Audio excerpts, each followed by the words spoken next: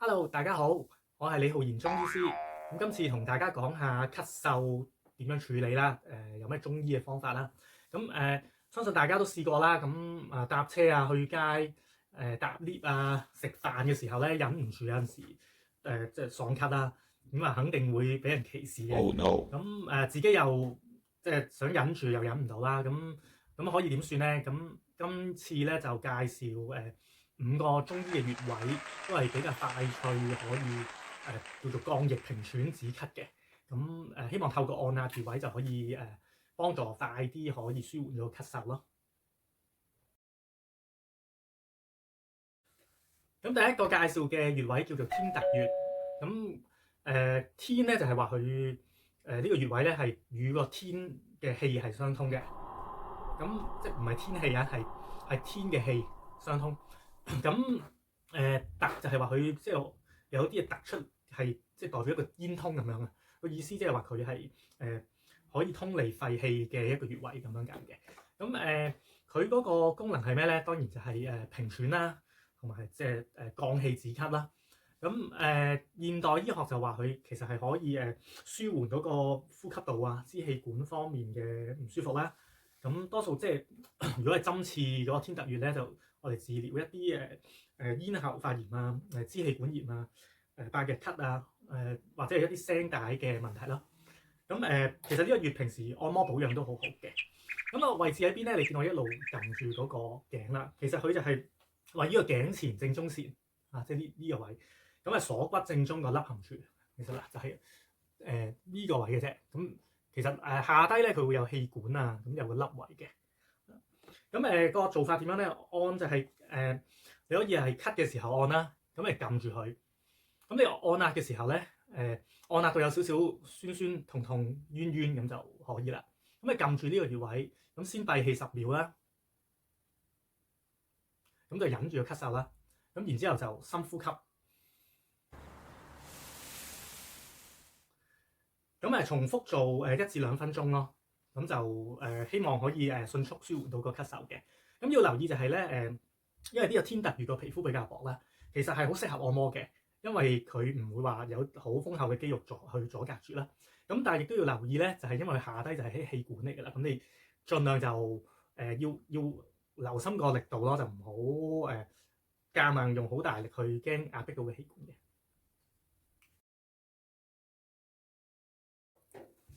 咁第二個介紹嘅穴位叫做雲門穴。咁個名點得嚟咧？雲就係講一啲雲霧嘅嘢嘅，門就係一個門戶啦。咁意思其實即是佢係一個廢氣出入嘅門戶嚟嘅，就係呢個穴㗎啦。咁個功效當然都係止咳平喘啦。咁佢有一個清肺除煩嘅功能。咁另外就仲會有一個通利關節嘅功能嘅。咁因為現代個應用咧就係呢個穴位用喺一啲治療支氣管炎啦。仲會用喺一啲叫胸肌嘅風濕痛啊，或者係肩周炎咁嘅痛症嗰方面嘅。咁個位置喺邊咧？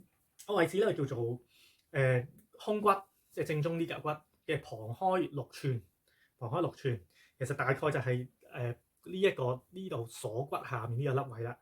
咁即係嗱，講多一次啊，胸骨旁開6寸，鎖骨下面呢個凹位，咁就係我指住呢度。咁如果都係覺得好唔咁容易揾到喎，咁古書度有個方法嘅，就係佢話雙手叉腰咁嘅時候咧，呢個位置咧佢會有個三角少少三角形嘅凹陷處嘅。咁其實你撳落去貼住個鎖骨下低，咁冤冤痛痛嘅嗰個就係雲門穴啦。咁做法點樣做咧？咁都係用你見我用食指啦嘅指腹啦。咁其實撳住輕輕按壓就得啦。咁按1到2分鐘啦。咁略略有啲冤痛嘅感覺啦，咁就可以啦。咁又係啦，因為呢啲穴位咧，嗰啲肌肉係比較薄啲嘅。咁個好處就係容易有效果啦，按摩即係唔使話下下要落針啊先至去到個穴位啦。咁另外留心就又係即係唔好話即係過分用力去按壓咯。咁第3個穴叫做中府穴。咁中嘅意思就係指個中焦之氣嘅。咁府嘅意思就係話即係好似間屋咁咯，府就係啲話中焦之氣就會聚集喺呢一個穴位啦，咁就叫中府穴啦。咁功效係咩咧？功效就係、當然咧係佢有一個宣降肺氣嘅功能啦，止咳平喘啦，另外佢可以清泄一啲肺熱啊咁嘅功能嘅。咁個位置喺邊咧？其實就係喺剛才我哋揾咗個雲門穴啦，又話叉腰又成嗰個位咧，嗰粒含處咧，度低1寸嘅啫。咁即係話雲門穴，咁你低1寸其實一隻手指公橫指嘅距離啦。咁其實雲門穴咁低一個就低1寸就係中府穴嘅啦。咁按壓方法咧就係同雲門穴一樣啦，都係用食指或者中指個指腹啦，咁輕力按壓或者可以打圈咁樣按壓，1到2分鐘就可以啦。咁又係啦，其實可以2個月同時咁樣按嘅。咁因為呢度都係比較即係冇豐厚嘅肌肉啦，咁變咗唔好過分大力咁樣篤到自己好痛咯。咁有啲冤冤麻麻嘅感覺就可以啦。咁另外呢2個穴位啦，其實都係有呢個通調肺經啊，同埋可以即係現代就話佢可以強化啲淋巴循環，另外可以減輕一啲譬如胸悶啊，或者係啲肩頸痛嘅問題嘅，咁係好使好用嘅。第4個穴叫做天府穴，咁天府穴咧個意思又係啦，逢嘅天咧都係話呢個穴位咧就係嗰個同嗰個天氣相通嘅，天嘅氣啊係相通嘅。咁即係話佢係可以接收外界嗰個叫自然清氣啦。咁從而係可以增強肺氣啊，或者係有個降液止咳嘅功能嘅。咁個功效咧就係啦，啱啱講到啦，其實佢就係有一個寬胸理氣止咳嘅作用。另外係有平喘嘅作用啦，當然。咁個位置喺邊度咧？個位置咧其實佢係一個叫做其實喺手臂嘅，叫腋紋，腋紋即胳肋底咪有啲紋走出嚟嘅。咁最深嗰條啦，當然係。咁落3寸。落3寸實度咁樣4隻環指就啱啱好啦。落3寸，咁落3寸點咧？即係其實肯定喺呢個橫線上面嘅啦。佢就喺呢個二頭肌嘅外側呢一個位置㗎啦。做多次咯。紋胳肋底紋、腋紋嗱，當嚟而家件恤衫睇到有啲紋啦。咁揾條最粗嗰條啦，咁樣度4隻環指即係3寸嘅二頭肌，即係老鼠仔嘅外側係啦。呢個就係叫做天府穴啦。咁撳落去咧會有少少冤冤痛痛咁就中㗎啦。咁另外古書啦又講佢有個方法揾呢個天府穴嘅，佢就係話你總之咧將嗰個手臂伸直，用下呢隻手啦，因為有啲攰啊。伸直咁拍埋嚟，鼻尖掂到嗰個位咧，咁就係天府穴㗎啦。冇啊，你真係揾勻晒咧，得一個位鼻尖掂到㗎咋，得一個位鼻尖掂到嘅啫，咁就係天府穴啦。好，咁係啦，咁終於都揾到啦天府穴。